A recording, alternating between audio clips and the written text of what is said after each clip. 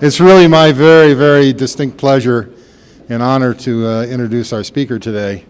And I must apologize to him and to you that I have to go talk to a deputy secretary in a little while, so I'll be walking out in the middle of his talk.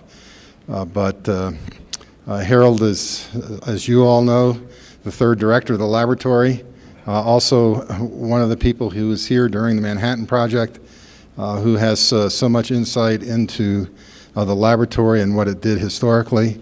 But I must tell you, he's also rather up to date on what's going on now. And so we'll get a chance to talk about that tomorrow while he's still here. And I don't know that he needs more of an introduction to that, to you, that we're all fascinated to hear about his experiences and his insights. Harold. Thanks, Mike.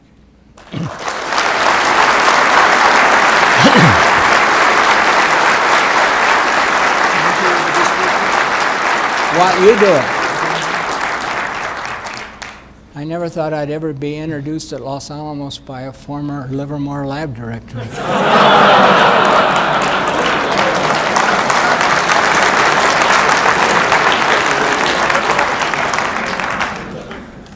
Somebody's going to tell you how to get out of here. Yeah, I think most of us here are probably familiar with the evacuation routes. We'll just go back through the doors that you came in, and let's see, where's the... Thank you. And to the left, and out the doors, and I think we'll be okay. Thank you all very much for coming out today, and I'm going to turn it back over to Harold. Thank you. You're going to turn that. I'm going to start way back and then come forward. And I do appreciate questions because in this Heritage series, you know, you're starting to scrape the bottom of the barrel. There aren't many of us good or bad apples left anymore in that barrel. Things really started and go very rapidly in '32 when the neutron was discovered. Fortunately, fission wasn't discovered till about 6 years later. Now you may say, why is that fortunate? Well, remember during that period, 32 to 38, most of all nuclear physics was in Germany. And our military prowess, or whatever you want to call it, was essentially zilch during that time. And we really didn't know what was going on in Germany.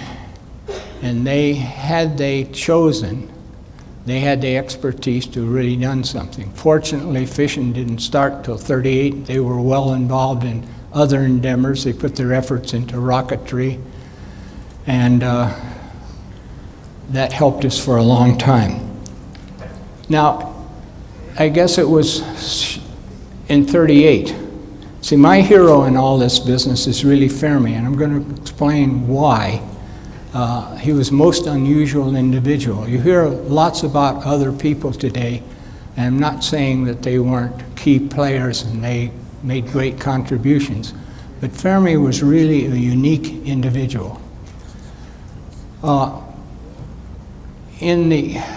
guess it was in the early 40s when the project really started in sort of a way.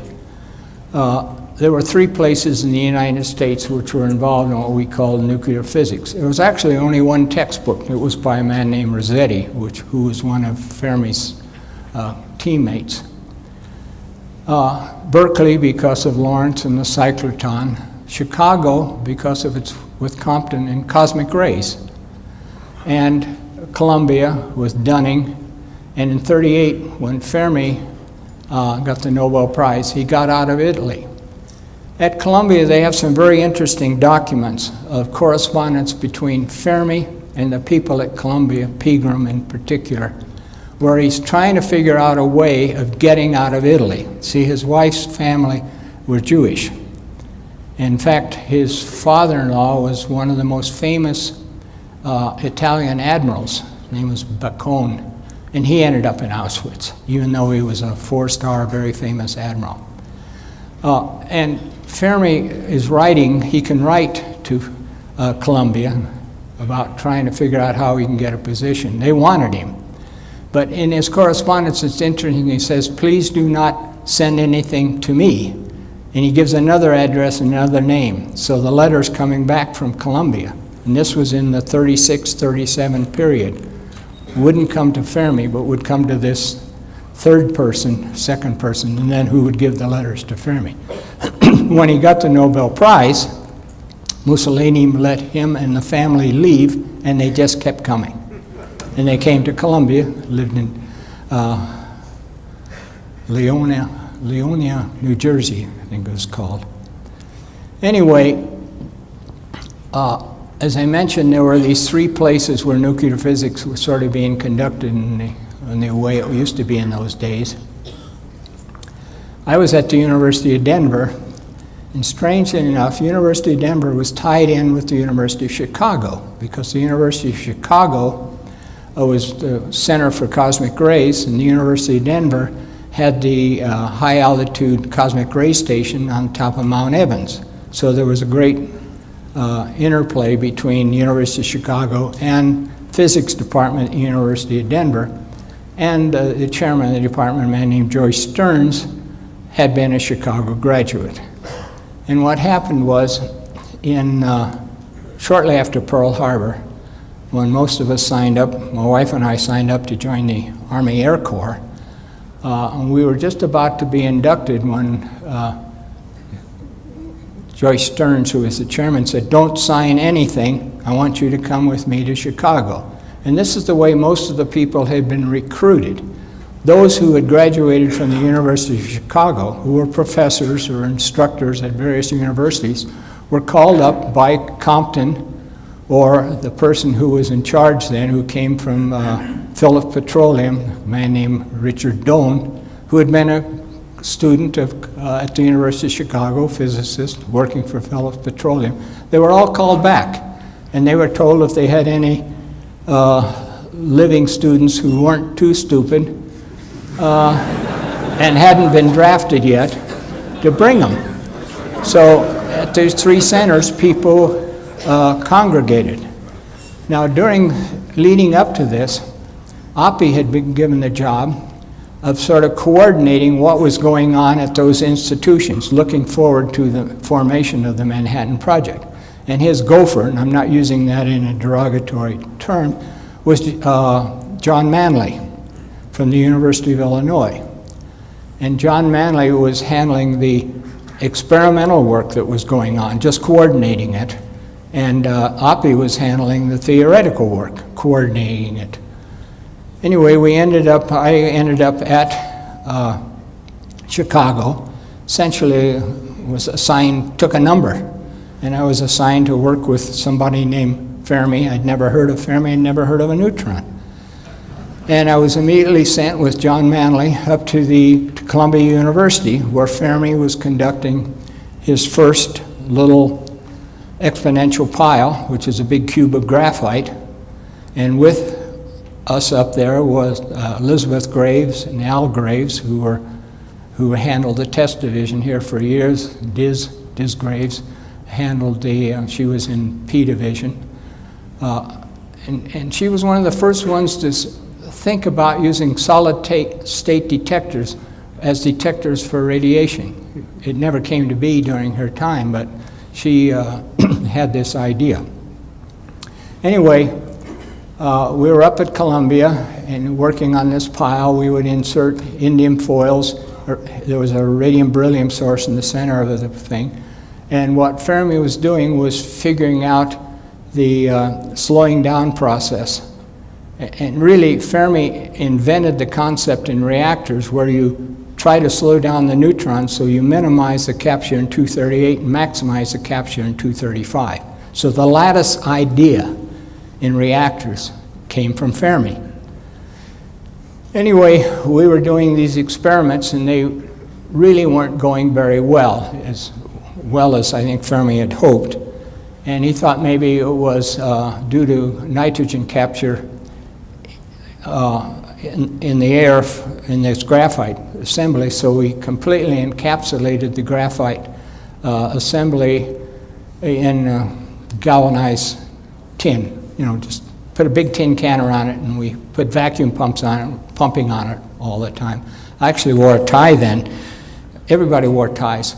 and it caught my tie in this old Senko pump in the big wheel, and was going up and down, up and down. God, all the things now that aren't allowed. But physics was really fun then. You know, O-rings had not been invented. Now think about that. So everything was shellac, Gliptol, APAs on cue. That's the way you put things together. Anyway, we were doing this experiment and it still didn't work very well, so Fermi said, well, we're going to increase the hydrogen. So this was in the middle of Columbia campus. I think it was on the third floor of either Schermerhorn or Pupine, I can't remember which building. And we had these propane tanks and we're going to put it in this tin can. You know, it was a big tin can, about 8 foot cube. And Elizabeth Grave says, well, Enrico, we can get it in, but how are we going to get it out? Because it's an explosive mixture. Well, we didn't do it, and he called up Sam Allison at the University of Chicago and said, we want to move the experiment down to Chicago. And so Allison talked to Hutchins, and they decided to put start CP1, which was the first reactor, under a stag field in the racket course or squash court, whatever it was. So that's how we moved down there. We were supposed to go to Argonne, but there was a strike at Argonne, and they were way behind, so that's why we went to the University of Chicago.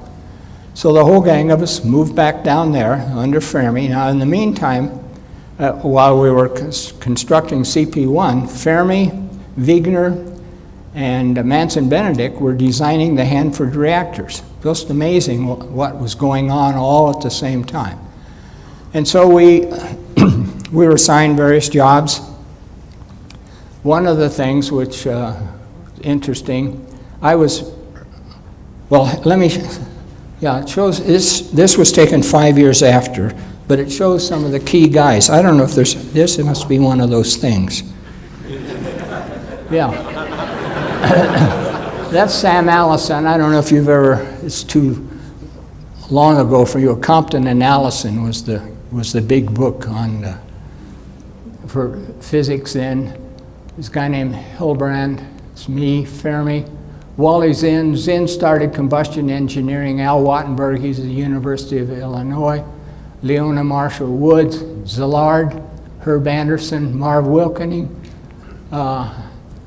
Warren Nyer. I think that's Bob Noble. I can't remember his name. Lichtenberger worked with, now the name's gone again, I just told it to you. It's Wally Zinn. Zinn was a Canadian, and Sturm was his name. But anyway, this is a group of us about 5 years after the first pile was brought into being. Anyway, we moved down to Chicago, and twice a week Fermi would give lectures. I mentioned some of these things because some of the characters. Now Szilard, who with Fermi started a lot of this. Szilard was responsible for the letter that went to Roosevelt to get the program started in the first place. Szilard was really a weird guy, I thought, a very amazing person, but for instance, Fermi lectured twice a week in the evening, started at 7, went to 9, explaining slowing down, everything relevant to reactor technology. But in order to attend the lecture, there was a pad and you signed your name that you went to the lecture. Szilard refused to sign that. He had the feeling we weren't going to win the war, okay? He was not associated. But in order to hear the lecture, he got a chair, put it out in the hall, and had the door open. Another Szillardism, when I was, after I left here and went back to graduate school, I was living with Herb Anderson, couldn't find a place to live, and I slept on a couch in a carriage house that he had rented. And every night, Szilard would come over from the faculty club. This was right behind the University of Chicago faculty club. And a bunch of guys would sit around, gals, just talking. One night he announced that he had applied to get his fingerprints back. And people wanted to know why. He said, well, I might want to resort to a activity of crime, and I don't want to be handicapped. Most amazing character. Well, the project was started, and I'm going to show you some documents. This was the whole arrangement. Now you see, Doan was the director. Stearns, who had been head of the physics department at the University of Denver, was the associate director. And then they had these groups. Allison was a supervisor. Fermi and Wigner were called counselors up here. Now Fermi was really in charge of what was going on, but he couldn't be in charge because he was an enemy alien. See, he was not a citizen yet. But there's no question he was in charge. He had these various groups. Mitchell came from the University of Indiana. Some of these names you will remember or will recognize. And then John Manley was there with Liz Graves, and this was Bob Nobles. Whitaker came from Vanderbilt. Al Graves was in his group with Warren Nyer. Bob Walker. Bob Walker came here and then went back to Caltech, retired, passed on, lived in Santa Fe. Herb Anderson said beryllium source experiments with Grant Kuntz, who was here, myself. Bob Wilson, who went to GE. Louis Slotin, he was our first fatality, if you remember. Johnny Wheeler, Bob Christie, the Christian Biome, Al Weinberg. Now down here it says in chemicals, Segre. Segre didn't come. Art Wall was part of that group. Segre never came, but Seaborg came. So that was the team. So there's not very many people when you think about it compared with what we have today on any project. Now, one of the first things that happened was they decided to classify things. This is the original memo from Compton saying it's a Compton of a, he's saying here's attached is a copy of a memo from Gregory Bright, who's going to be in charge of security, and he just says this is the way it's going to be. Now, after I show the next one, I'm going to try to have something happen. This was the part of the rules that Gregory Bright put out. Gregory Bright, who was a Bright Wigner formula, a very bright individual, but he was not a very sensible person. He insisted upon compartmentalization. Fermi said no compartmentalization. And that's something that Oppie also did when he was here. He says, we're all part of a team. We'll take ideas from everybody. Everybody has to know what's going on. And Bright left. So Bright was no longer around, which was fortunate. Had Bright prevailed, I don't think we would have made the progress we made or the congeniality that we had among everybody working. Mentions there that I was part of the radium, it said radium beryllium. Now Herb Anderson worked 2 shifts. He took the night shift in building the pile, CP1. In the day shift, he just did other things, one of which was working with sources, measuring, slowing down in graphite and paraffin, things like that. Now the sources we used were radium beryllium, loose powder. We used to have them here too, little brass capsules. We had no radiation monitoring equipment. You didn't worry about such things. You just tried to handle things quickly. Herb wondered, since we're always taking these sources, they were 1 gram radium sources, in and out. You just picked them up and then you put them in a lead pig, and then you picked them up and put them back in this box. But there's no shielding around the boxes where we're doing this modulation stuff. Anyway, Herb thought that since they were loosely packed, what we should do is compress the radium beryllium, make a pellet so that it wouldn't keep maybe changing the mixing between the radium chloride or bromide, what it was, and the beryllium. So he told me, he gave me a block of beryllium, says, make some filings, we're going to make a radium beryllium source. And he designed a little die. He was an amazing guy. a die and with a hand press, and we took it up to the Iridium Corporation of America in New York City. Showed up with our little bag of beryllium, and we had a hot plate in the middle of the room, and we put a measurement. We'd practice a lot making dry pellets using regular bromium, sodium bromide, or substitutes for the radium chloride or radium bromide, whatever it was we actually ended up with. And they brought out a vial of this liquid, and we poured it on the beryllium powder and stirred it around over this hot plate on a little Coors evaporating dish and evaporated it to dryness. Then we put it in our little die, pressed the pellet, took it out, put it in this little brass cylinder, soldered the top on, put it in a mayonnaise jar with some Kleenex, put the lid on. That was so we could test the paper, Kleenex paper, when we got back to see if the thing had been leaking. Put it on under our seat. In those days, you put your bags under your seat on the airplane and flew back to Chicago. And that's all there was to it. No problem. Since that time, Al Rottenberg has made a lot of sources, and nothing ever happened to him. Now, on the matter of secrecy, I'm going to have him play an audio. Now, what this audio is two people. You're going to hear two people. I'm not sure which will come first. Maybe the first is Laura Fermi, and she's saying that she never knew what was going on the whole time. Enrico never told her what was going on.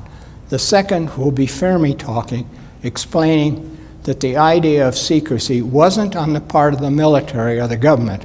It was the scientists who started the secrecy in technical work related to what was going on. So if you can play that first one. Mrs. Fermi remembers.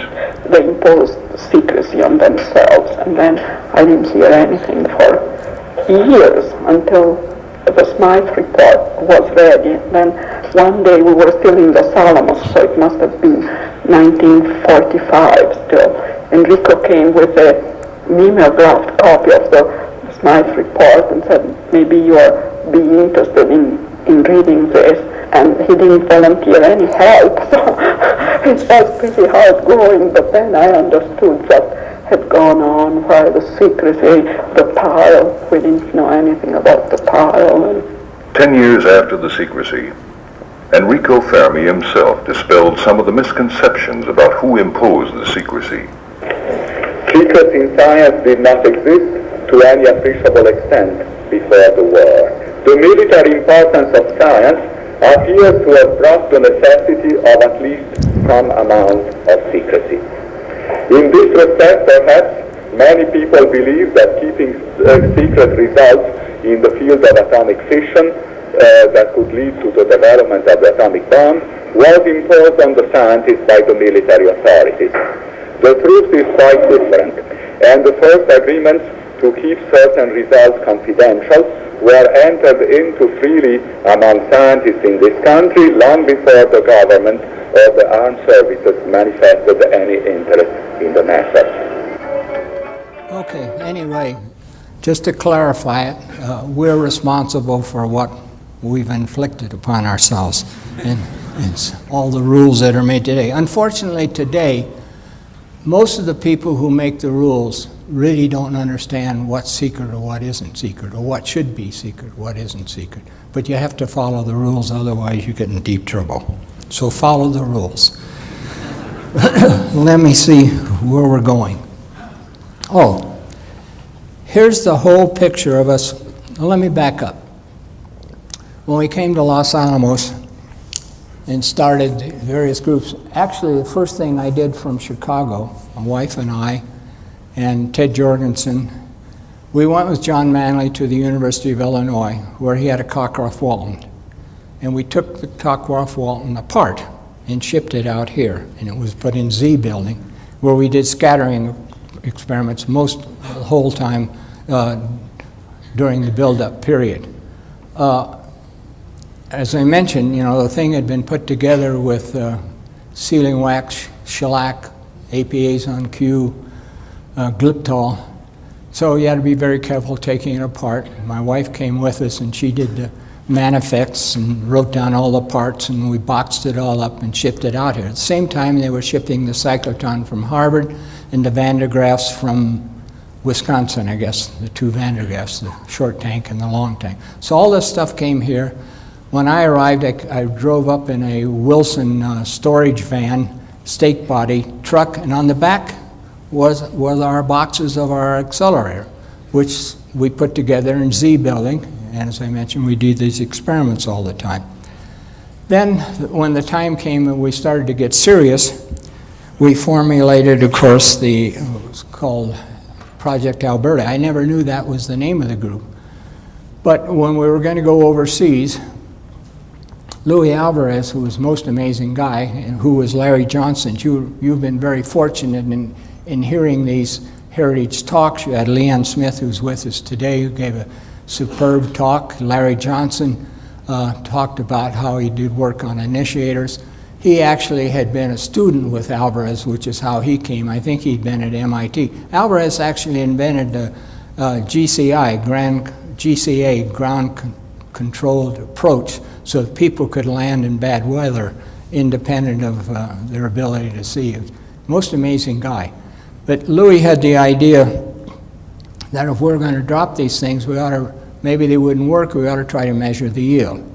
So he put out a call for volunteers to join him to go overseas. Turned out, Larry Johnson was part of Louis' team, so that was no question. I was the only volunteer.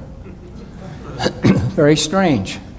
So there was myself, there was Professor Waldman, who had been head of the physics department at Notre Dame, but I mean among the grunts, I was the volunteer. So there were the three of us who made these trips. Louis, Larry Johnson, myself to Hiroshima, where we measured the yield. Actually, Louis, who was the best at it was a very complicated thing to do, to get your transmitter to come on and then to find it, to get the right frequency so that you could be recording what was on there. Louis didn't get it. Larry and I did. Now, when Larry Johnson talked, he talked about on the second mission how we felt that we had two SEDs with us, Ken Kupferberg and Walter Goodman, and we were uncomfortable since they hadn't done any of this stuff, sending them off by themselves, so he said one of us had to go. Well, Larry didn't mention, he did go, but the reason he went is we drew straws, and he lost. But he did a really fine job. But this was our whole gang, and it's sort of interesting. Some of the people here, when Leon Smith talked, he talked about these characters. Broad. Ed Dahl. This is Ed Dahl, and that's Ed Dahl, and that's, I forget his name. Roger Warner. Yeah, Roger Warner, thank you. And this is Harlow Russ, who was one of the gun guys. There's Admiral Parsons, or at that time he was Captain Parsons. There's Ashworth. Ashworth really was Parsons' gopher. Now this is not a derogatory, but he really was Parsons' gopher. He took care of things, running around getting sights, getting things done and everything. And he was the height of sartorial perfection. If you've ever seen any pictures of him, you know, he had the scrambled eggs on his hat and his pants were always creased. You'll see some pictures of us. We were rather grungy, but I think he was lieutenant commander, which was pretty high in those days. And the Navy, if you ever have to join the services during the war, join the Navy. They control the reefers, which control the food. They had lettuce. The Navy, I had a friend who was in the Navy, and once in a while I get invited down. They were in the middle of Tinian Island, and I'd get invited down to have dinner with them. They had tablecloths, they had napkins, and they had people who took care of them. And then afterwards, they would move back things and have their movie inside the dining hall, whereas we were sitting outside, and when it rained, you couldn't even hear the sound. It was so hard. So join the Navy. Each one Each one had in their quarters, had a refrigerator with cases of Coke and everything. We were rationed. We ate, in one of these trays when they slopped the stuff on it. And when you got done, you put it in a boiling 50-gallon can of water to semi-sterilize it, I guess. Here's Bob Serber, who wrote, there's Bernie Waldman from Notre Dame, Larry Langer from Indiana, Louis Alvarez, there's Larry Johnson, there I am. Raymer Schreiber is here someplace, there. Ray Schreiber, who was deputy director here for a long time. There's Barney O'Keefe, who became a big shot in EG&G. Charlie Baker, Morrison. There's Bill Penny, who became the first head of the Atomic Energy Commission in the UK, became Lord Penny before he passed away. Admiral Parnell. Anyway, this was our whole team. And there's Norman Ramsey, who was the head for us, and Parsons was the head of the military there. But boy, today you couldn't have done it with such a small group. These people put together the bomb, built the bomb. It was hand-built out there. There was all the fusing and firing, checking the detonators and everything. A few of us went on the mission. But this was the whole gang. We were not to fraternize with the 509th, with the military. We were in a segment by ourselves because of the secrecy.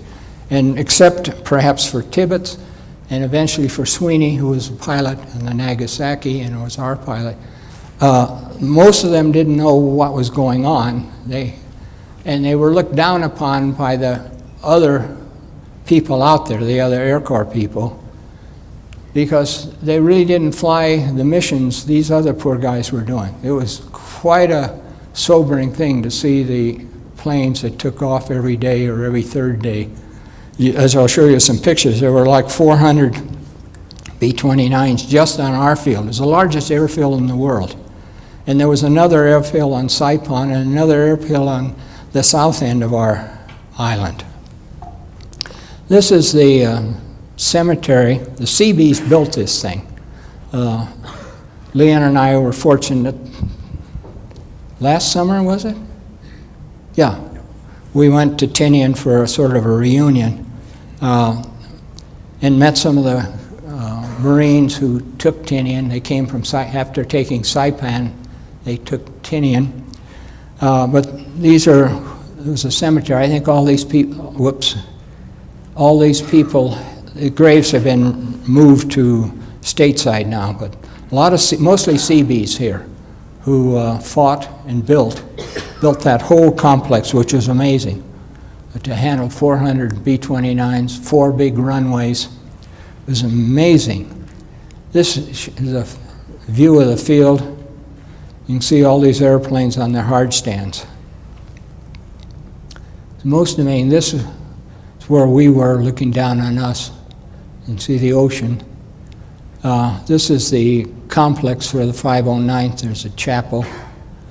This is the harbor where the Indianapolis brought the little boy uranium, and of course it was sunk later on. One of the worst naval losses that we've ever experienced because they were under secrecy and nobody missed them.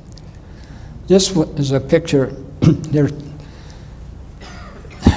Don't ever try to help the feds.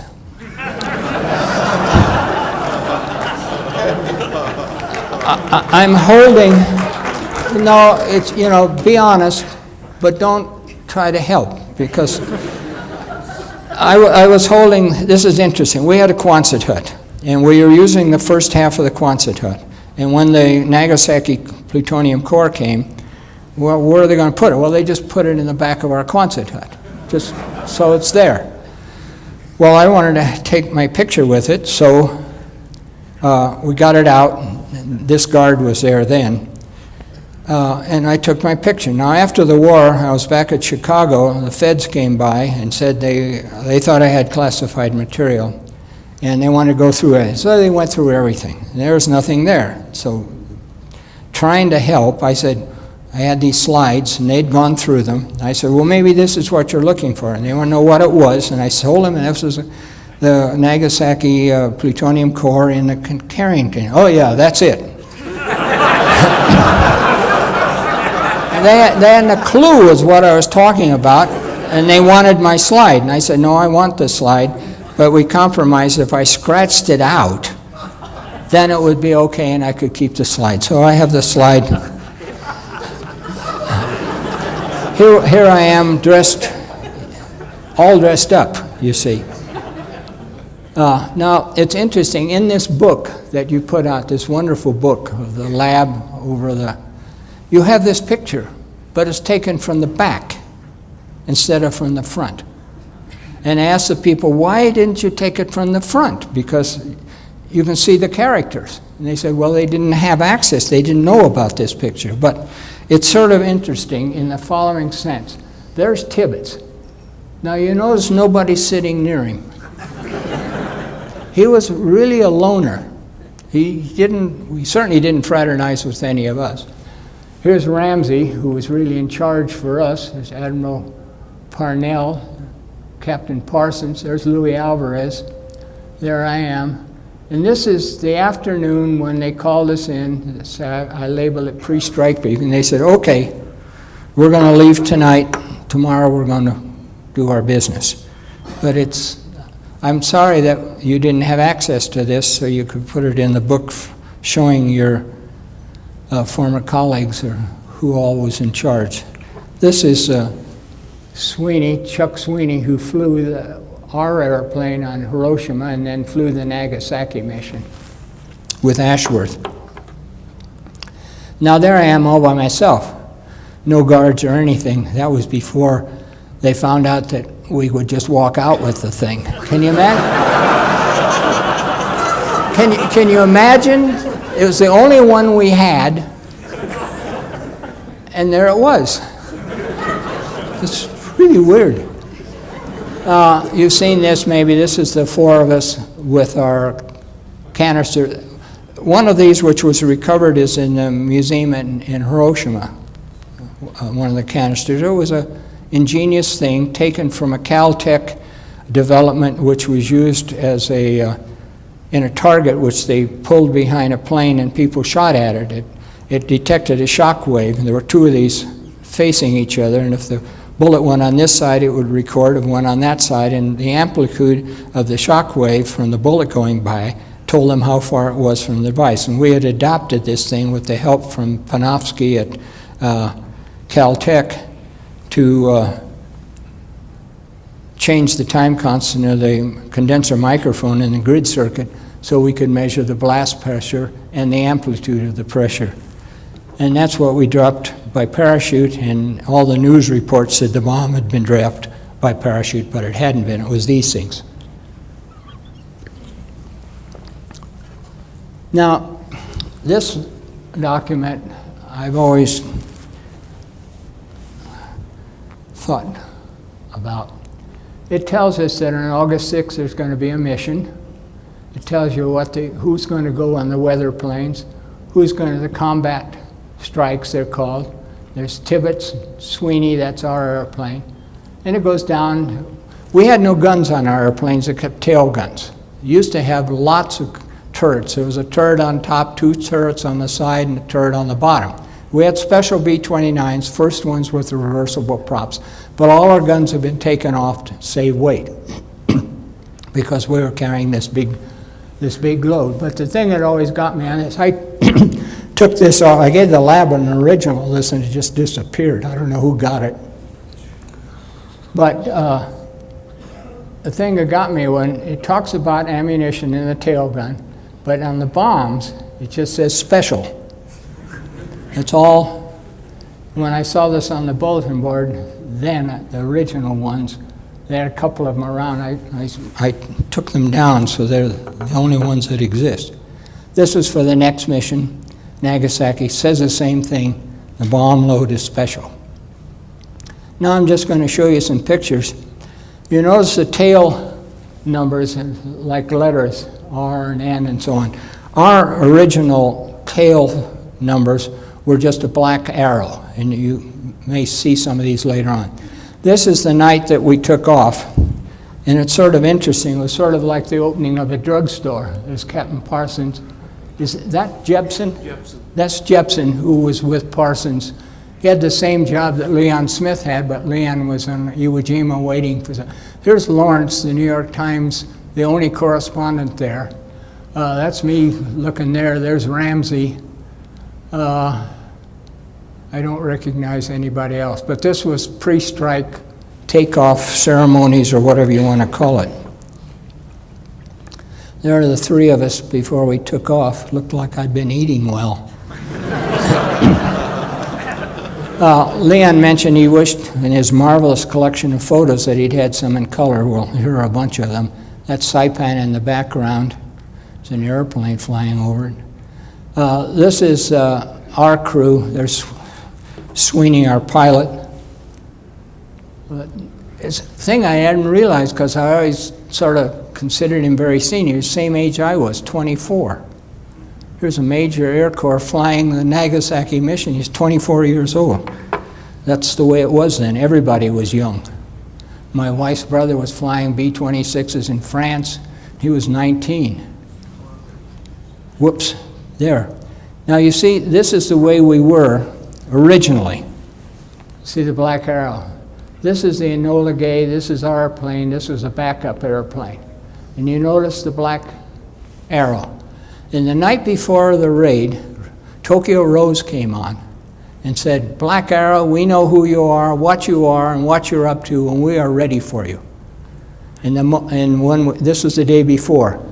And when we went out to our planes that night, we didn't have black arrows anymore. We had numbers and letters like all the other planes on that. I thought it was a little chicken, but that's the way it was. This is an indication of what was happening all the time. Look at the number of B-29s taking off.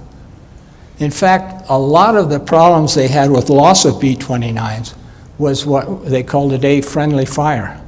There were so many of them, so thick, that if they were firing at Jap planes, they would shoot each other.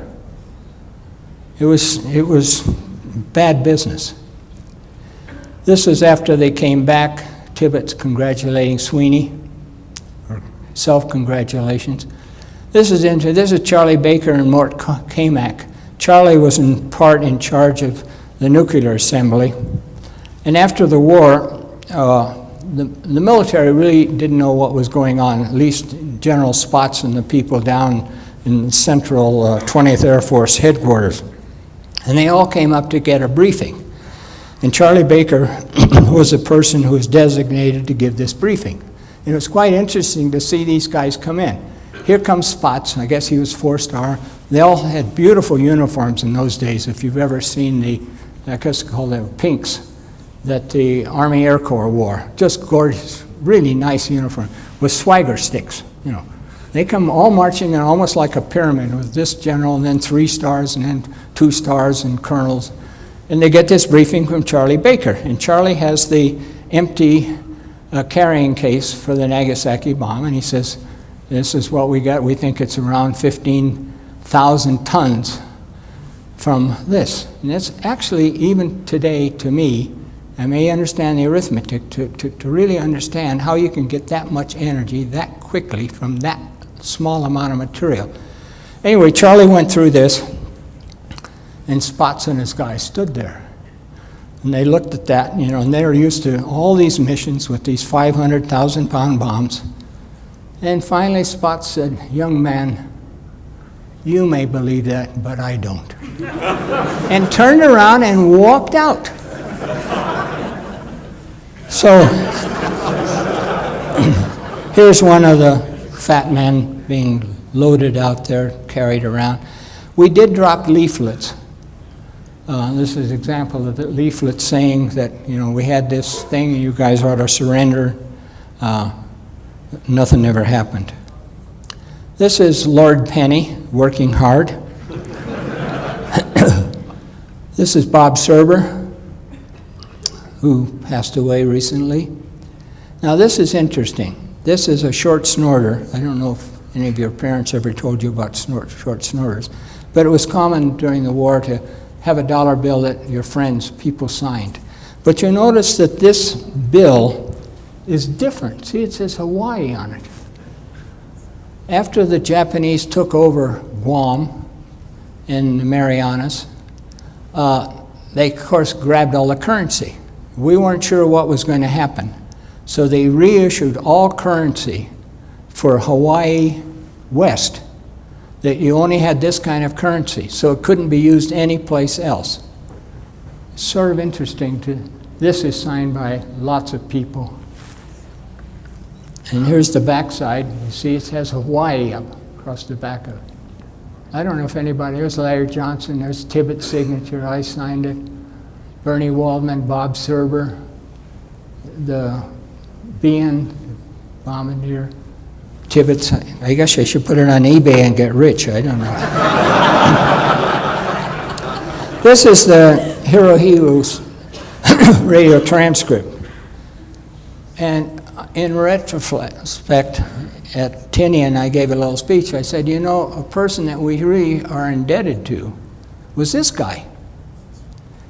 Because he overruled the military and said, we quit. The military wanted to continue and had it gone on. Leon mentioned, I still remember seeing this hospital being built, which was almost a half a mile long, the main corridor for 1,000 beds. And there were several of these being built on the island, anticipating casualties from the invasion. So this guy, although I don't know if any of his guys were named Rummy, but anyway, he was a captive of the military, but he had the intestinal fortitude and the knowledge to say, we're going to quit. And he rationalizes it in this speech. And it was the first time in the history of Japan that the populace had ever heard the emperor. And had he not done that, it could well have been a bloody battle. So in retrospect, we and the Japanese people owe him a great deal. Now, Leon mentioned he wished he had some pictures in color to show you how beautiful the water was, so I'm going to just run through some of these quickly. These are some of the old Japanese buildings that were pretty beat up. Here's our beach. You always went swimming without any clothes on. The jungle's like that now. It's completely overrun. They cleared with bulldozers, cleared the runways for this reunion, and the runways are still serviceable. Now, here's a picture I took of Fermi, about 2 years before he died, in our backyard. And I'm going to talk a little bit more about things I think that we should remember. He was a very collegial guy. He was down with Maria, the potter. He liked little kids. He liked young people. We had the fortune of living with the Fermis because I couldn't find a house to stay in. He had a big house, and he said, well, I was going to be a graduate student, hopefully, eventually, if I could pass the tests. And that's another story. We've had 4 Nobel laureates in our little class of physics at Chicago at that time. And they weren't the smart ones. The smart ones were Darwin and Rosenbluth.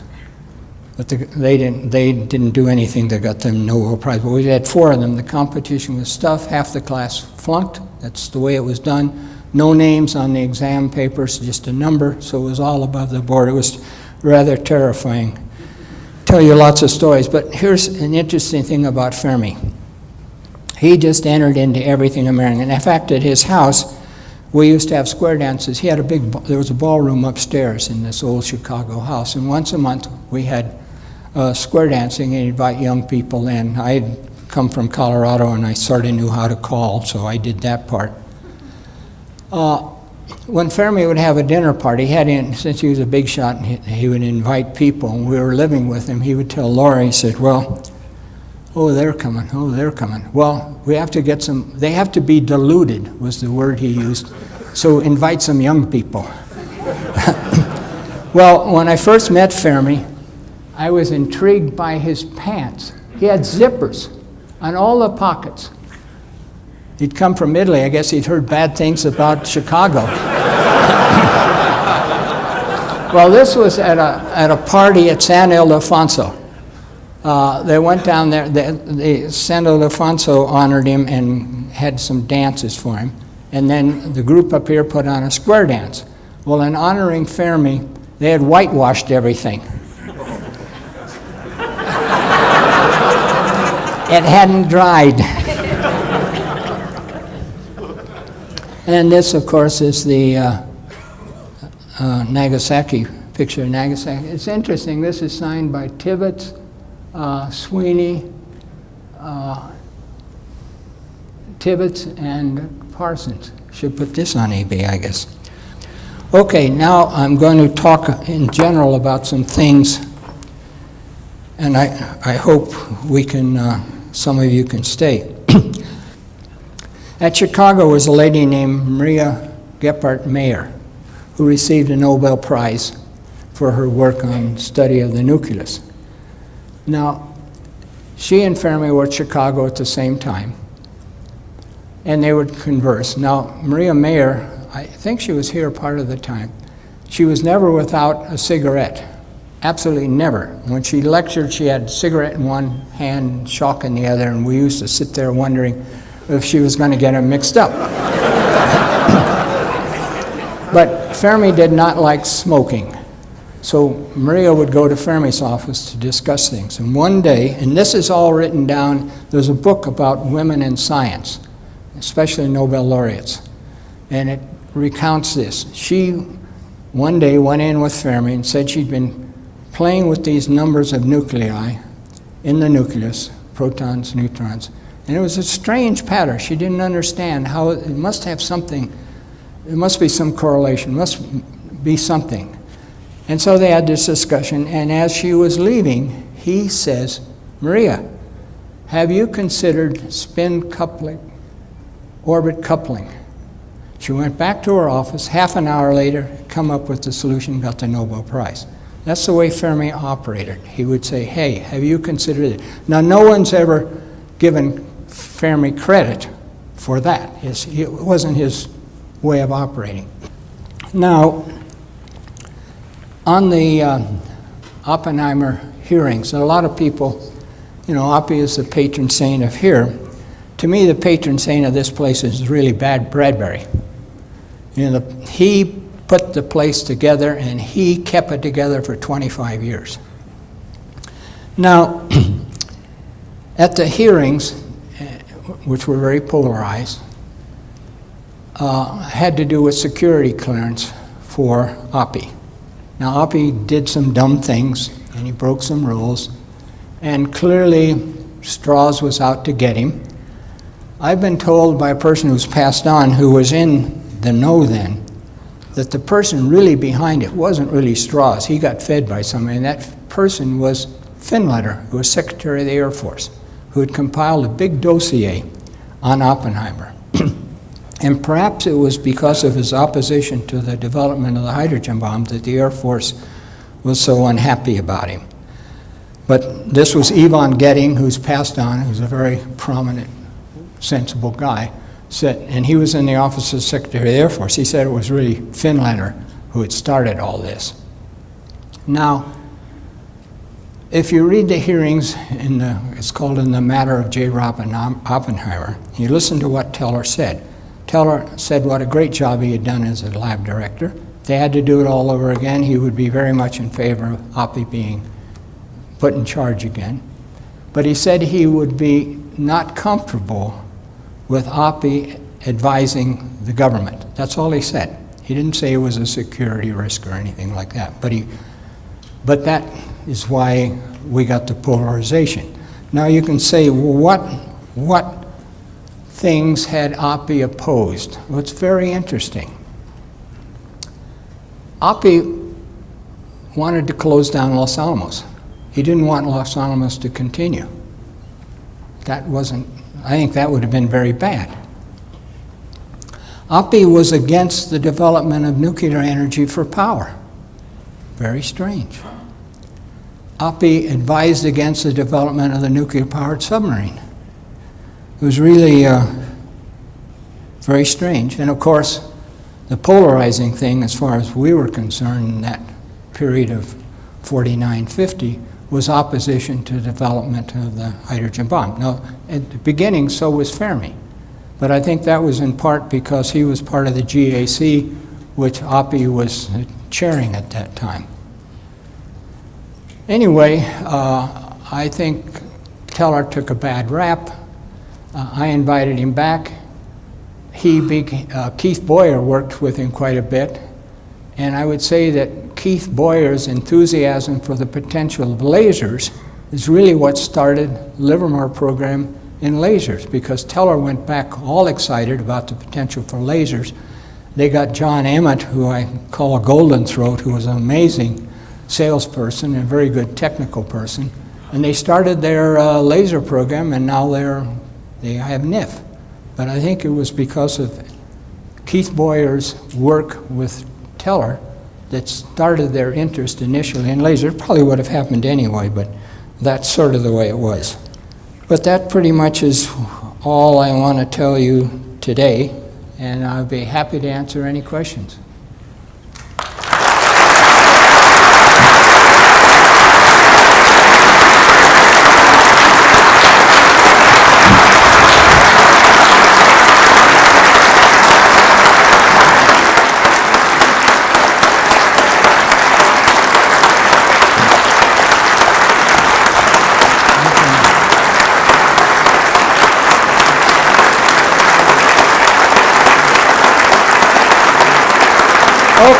Okay. That was an absolutely marvelous tour through some of the great moments of Los Alamos history. I know a number of you may have questions. I would ask you to use the microphones in the aisles. That's the only way we can have these questions recorded as part of the record of this wonderful gathering. Okay. Okay. Please. So this question is actually related to your quote that was in Nature magazine about RRW, and they reported that you said, I don't understand why anybody would trust a weapon designed by people who have never designed anything and then manufactured by people who have never made anything. Oh, this is RRW. Yes. Okay. So my question to you is that, well, I don't necessarily disagree with that, and it'll be a while before we can test again. But so how would a young designer today build credibility? Oh, I think actually working on designs is a good thing. But the idea that you put anything in the stockpile and rely upon it without testing it, I would not go along with. I've seen too many failures. No matter how, if you're going to build a gun, okay, but I can't see you putting guns on a replacement for the 76. But we won't be able to go back to full testing for a Well, while. then you better just, if you have problems, this is my dilemma. You're willing to build something you've never built before, using codes that have never been used before in this context, using materials, let's say, that have never been used before, and then putting it in a stockpile without testing it, instead of rebuilding something that has been tested, that has been built before, that has been made with materials before. You know, given the choice, which would I do? I'd rebuild the old things if I have to. I don't think we're going to have to for a long time, but I'd rather rebuild something that's been tested and we can look at it and compare with things that have been tested than do something that has never been tested. I just believe that I've seen too many, going back to the old World War I or II torpedoes that didn't work because they weren't tested, all sorts of things that they have that just don't work until they've been tested. So I'm saying, fine, it's a great endeavor for the new designers to be challenged, see what they can come up with, but don't put it in the stockpile without testing it. If you test it, fine. If you want to put it in, fine. What we really need to do is get rid of the multiples and have some singles on the D5, because if you're ever going to use something, the idea of having to use, let's say, 6 which is the least we can sort of use today on a salvo, is sort of crazy. We needed some singles on the D5, not multiples. Maybe they'll do that someday. Yes? Yeah, I have a question more about Fermi rather than anyone else, and since you were a good friend, I forgot if it was told to me or I read somewhere where Fermi predicted the issues of plutonium from Hanford way before. Oh, that's another thing I wanted to mention, that what he did. Originally, here, the whole effort was on a gun. Plutonium gun, uranium gun, no question about it. And there was no initial work on compressing materials. No lens work, except von Neumann mentioned that if you could compress material, you didn't need as much. And Seth Nettemeyer started trying to do some things using primacord in linear implosions. But there had been no work on implosion at all, and the expertise was not here for that. And it was Fermi who said at one time, we hadn't gotten any plutonium from Hanford yet, but he said, you know, it could well be that the plutonium from Hanford is going to be different than the plutonium we got from an accelerator, because it's been cooking there a long time. It may absorb another neutron, you get 240, that may be a neutron emitter.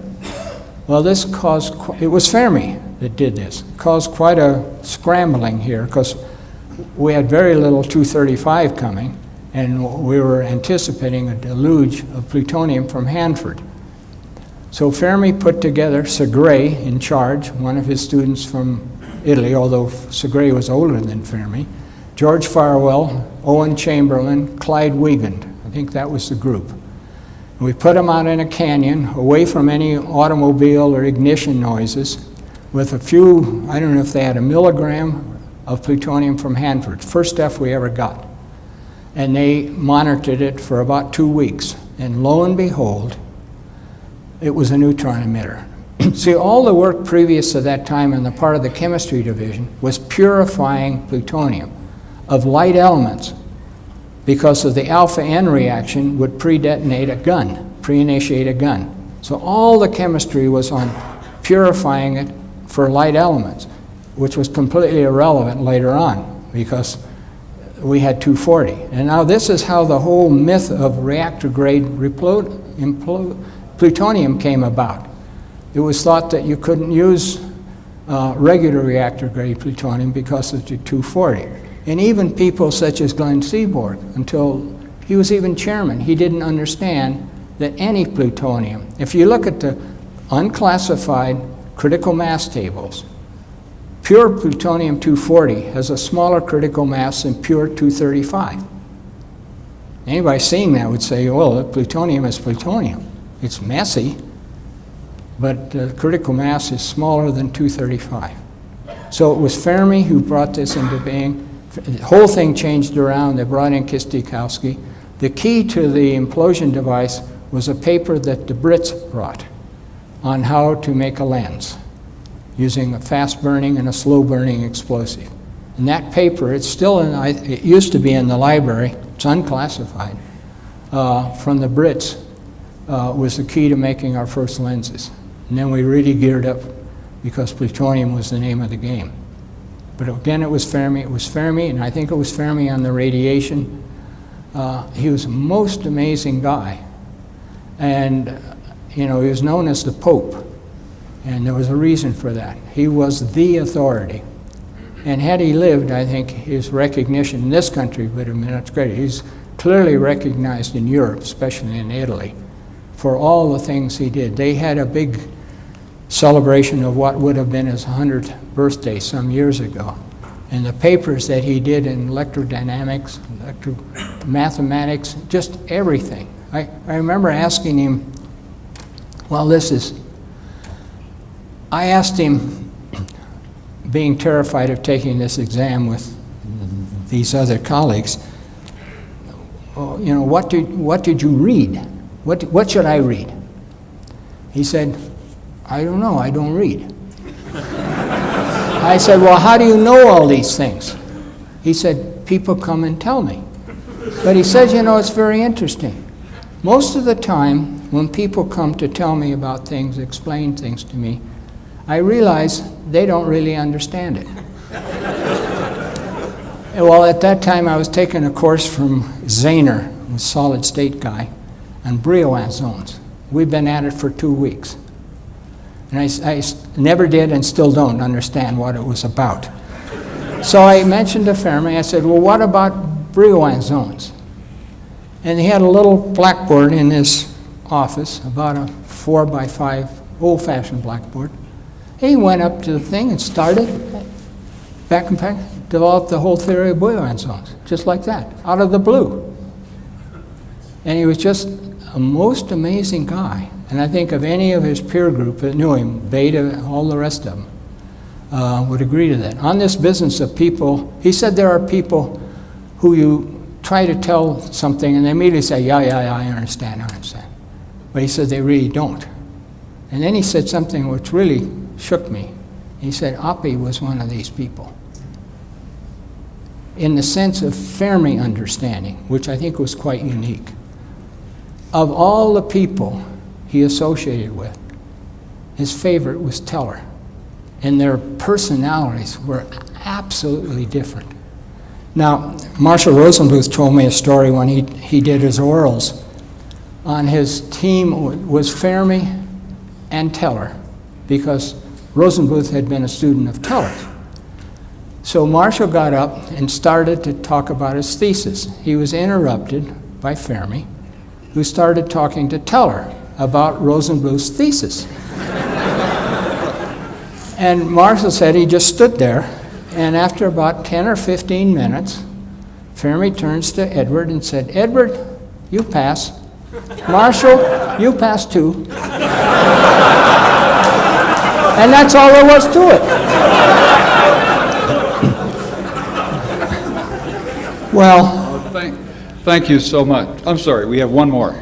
yeah. So this is another question about Fermi, and you talked a lot about his knowledge and everything, but I guess there was a story about the experiment at Stagg Field where you were getting to a critical part of the measurement, and it was getting to be late in the morning, and Oh, yeah. and Yeah, Fermi yeah, was yeah, yeah. very systematic about it, and he Right. said break for lunch. Were you there? Oh, And yes, could I you- was there. I Could was you relate there. any stories about No, that? it was just, well, we were told, what happened is, we had 2 shifts building that CP1. I worked on it for quite a while. I really didn't like it. Graphite is heavy, it's dirty, it's slippery. You got to be very careful. It slides. You can really get your fingers pinched. And your knees are all blackheads in your knees from crawling on top of this graphite. Anyway, I got out of that and started working with radium beryllium sources. But come the day of what happened was, Fermi the day shift was Wally Zinn, the night shift was Herb Anderson, and I guess the day before is December 2nd, is it? Or the 7th, I can't remember. One was Pearl Harbor, the other was a year later. Fermi told Herb how many layers to put on, where to put this stuff. Fermi did all this, a little slide rule, telling everybody how to build that thing. And they told Herb to close up, and we'd start up again the next morning. We started up the next morning about 10 o'clock. George Weil was down in the pit pulling out a meter stick that had a cadmium strip on it. There were other control rods, all had been taken out. Hanging over this thing were 2 big 5-gallon carboys of cadmium nitrate or cadmium sulfate, or something that Sam Allison and Warren Nyer were there. They had an axe and was hanging on a rope. And the thing was, if things went bananas. See, we didn't know there was such thing as delayed neutrons. If there hadn't been delayed neutrons, we'd been in deep trouble, because that's what allows you to control the reactor. We didn't know that. So Fermi is there. He has this little 6-inch slide rule, and he tells George Weil, pull out the yardstick another couple of centimeters, and then we would watch. There was a source in the center of CP1, and we watched the counting rate increase, and we had at that time scalers and mechanical recorders. They go clunk, clunk, clunk after 64 counts. And finally that got so that mechanical cords couldn't keep up, so then we had in the old days you had soot on a rotary thing with a stylus on it, and we watched on ionization chamber, we watched the intensity rising and rising, and the things are still jammed, the clickers are still jammed, but we saw this rising and rising, and Fermi would tell George, okay, pull it out a little bit further, a little bit further. Then finally about 11:30 he says, okay, put it in, we're going to go for lunch. We were all absolutely stunned. And we all went over to the commons. Fermi, we always went together, his little group, to the commons at lunch, went through the cafeteria. That was Fermi's way. I think the other academics there would go to the faculty club, but Fermi always liked his young people. Actually, at one of those luncheons, Fermi got to worrying about heavy water in Norway. He says, oh, I've got to do something about that. And I think he was the one that started the initiative on the part of those brave Norwegians to scuttle the ship that was bringing the heavy water to Germany. That started at lunch one day in the Chicago Commons. Anyway, we went to lunch, came back after lunch, and we started where we were before, and he had George pulling out this thing, and finally it was pretty clear this thing was really going, and he finally said, okay, zip in, and that's all there was to it. And Wigner had a bottle of Chianti, which he offered drinks. I went back to work. I didn't, people say, do you remember what's the implications of this and all that? And no, I didn't. I just thought, well, this is just another one of Fermi's experiments, and it worked. I had no reason to doubt that it wasn't going to work, and I just went back to work. I didn't really appreciate the significance of that. Some people will tell you, oh yes, they thought how important in the world, and a bunch of baloney. Anyway, that's true. He did interrupt it, went to lunch. And that's the way it was. And hopefully someday people will realize that nuclear waste is not a problem and nuclear power is something we really need. Okay, thanks very much for coming. Thank